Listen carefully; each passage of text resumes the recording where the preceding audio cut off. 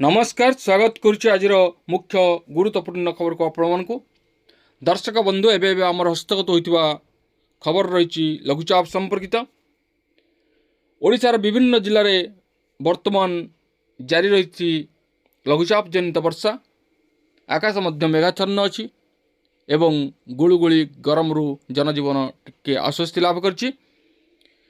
यार भितर पुणी आउ गोटे बड़ खबर आम हस्तगत होइछि जहाँ रही 27 तारिख बेलू पुणी एक लघुचाप होबार संभावना पाणीपाग विज्ञानी मैंने आकलन कर 26 रु 2 तारिख जाए राज्य विस्तृत अंचल में अधिक वर्षा होबार संभावना रही।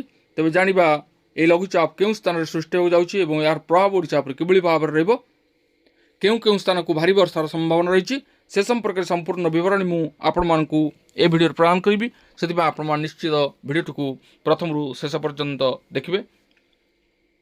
जब वीडियो भल लगे पाखे लाल बटन निश्चित सब्सक्राइब करेंगे पाखे बेल आइकन बजाई ऊपर आसुवा ऑल नोटिफिकेशन क्लिक करके भूलें जहाँफल एभली वीडियो सर्वप्रथम आपण मान निकट में पहुँच पार। तेज आसतु जाना आज लघुचाप जनित विशेष गुरुत्वपूर्ण खबर को। आसंता 27 तारिख में राज्य में पुणी एक लघुचाप सृष्टि हो पारे। उत्तर बंगोपसागर और संलग्न पश्चिमबंग और बांग्लादेश उपकूल में यह लघुचाप सृष्टि होवार संभावना रही।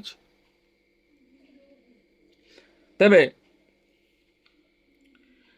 यार प्रभाव 22 तारिख रु यार प्रभाव 26 तारिख रु 2 तारिख जाए ओडिशार विस्तृत अंचल में अधिक वर्षा होवार संभावना रही।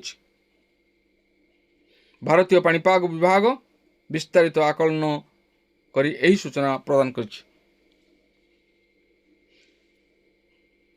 आईएमडी पूर्वानुमान करछि देशर उत्तर पूर्व झारखंड और संलग्न गांगेय पश्चिमबंग उपर थिबा स्पष्ट चिन्हित लघुचाप आसंता 2 दिन में दुर्बल हो।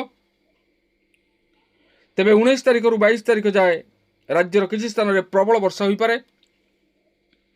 25 तारिख जाए अधिकांश स्थान में स्वल्प मध्यम धरण वर्षा होवार संभावना रही।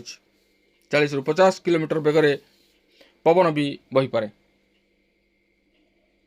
26 तारिख सुधा मौसुमी देशर सबु स्थान को अग्रसर हो विस्तारित आकलन कहुई। आंचलिक पाणीपाग केन्द्र पूर्वानुमान अनुसार 20 तारिख में सुंदरगढ़ झारसुगुड़ा में वर्षा हो पारे। 21 तारिख और 22 तारिख में मयूरभंज केन्दुझर में अधिक वर्षार संभावना रही।